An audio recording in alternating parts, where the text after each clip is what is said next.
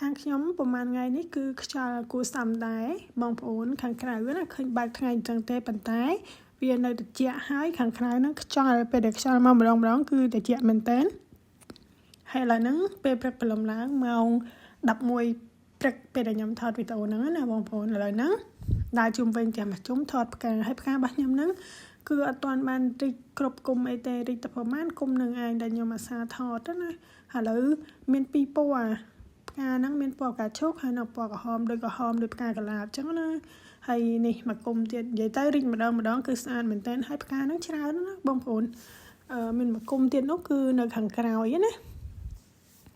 ឡូវយើងទៅមើលមកគុំទៀតទាំងអស់គ្នាបងប្អូននិយាយទៅមិនបានថតអីច្រើនណាទេខាងក្រោយនេះអត់ទាន់បានដាំអីទាំងអស់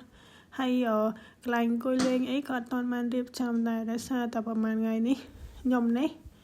រៀងរវល់អត់មានរវល់អីទេរវល់តែការងារផ្ទះនឹងឯងអញ្ចឹងខាងក្រោយផ្ទះហ្នឹងគឺទុកសិនតែម្ដងហើយ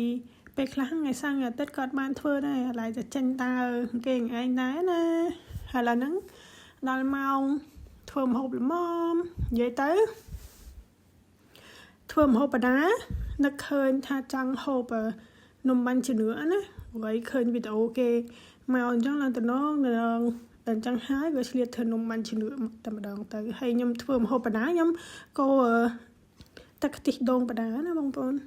ហើយទឹកខ្ទិះដូងរបស់ខ្ញុំហ្នឹងគឺអត់សូវពណ៌ក្រហមទេដោយសារតែអត់សូវមានស្ករក្រហមអញ្ចឹងខ្ញុំដាក់លាយជាមួយនឹងស្ករសណាហើយនេះគឺជាម្សៅអង្ករត្នោតហើយខ្ញុំមកធ្វើច្រើនទេបងប្អូនមិនឆ្នាំនេះគឺខ្ញុំធ្វើតែ5គត់ហើយ5ហ្នឹង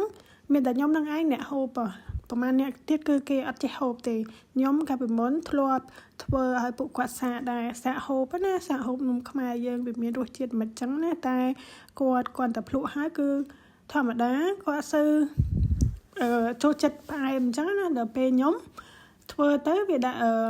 ស្ករហើយនឹងខ្ទិះដូងហ្នឹងវារៀងច្រើនឲ្យឈ្ងុយឆ្ងាញ់ផ្អែមជាប់មាត់អញ្ចឹងដល់អញ្ចឹងហើយពួកគាត់អត់សូវចេះហូប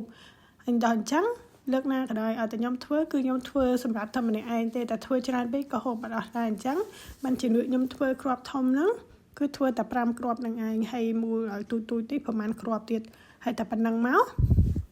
គឺបានស្រេចតែម្ដងនិយាយទៅគឺងាយស្រួលធ្វើមែនតើដោយសារតែម្សៅអង្ករត្នោតនេះយើងមានស្រាប់អញ្ចឹងគាត់ទៅដាក់ទឹកលាយមកគឺបានតែម្ដងហើយឥឡូវហ្នឹងហើយដូចបងប្អូនឃើញនេះគឺខ្ញុំដាក់លាយជាមួយនឹងខ្ញី2-3ចំណិតដែរអញ្ចឹងណាតំណងមែនតើហើយដូចខ្ញុំនិយាយចឹងញ៉ាំតែម្នាក់ឯងទេបងប្អូនអត់មានគេអត់ចេះហ៎ដល់អញ្ចឹងហើយធ្វើលើកណាក៏ដោយធ្វើតែសម្រាប់ខ្លួនឯងទេហើយមុខម្ហូបពួកគាត់នោះអាហារថ្ងៃត្រង់ហ្នឹងក៏ហូបហើយដែរហើយខ្ញុំនេះគាត់បានហូបអាហារថ្ងៃត្រង់នេះជាមួយពួកគាត់ទេគឺចាំហូបរបស់ដែលខ្លួនឯងធ្វើដោយផ្ទាល់ដៃហ្នឹងតែម្ដងហើយឥឡូវហ្នឹងក៏រៀបចំដួសដាក់ចានតែម្ដងតែមកគ្រាប់ហ្នឹងគឺឆ្អែតបាត់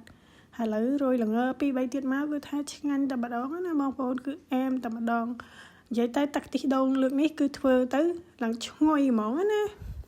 ឥឡូវវីដេអូរបស់ខ្ញុំគឺមានតែប៉ុណ្្នឹងឯងបងប្អូនអរគុណជម្រាបលាសង្ឃឹមថាជួបគ្នាក្នុងវីដេអូក្រោយៗទៀតជម្រាបលាបងប្អូនហើយមើលវីដេអូរបស់ខ្ញុំឆ្ងាញ់ហ្មងឆ្ងាញ់ជាងគេគឺចុងក្រោយហ្នឹងហ្មង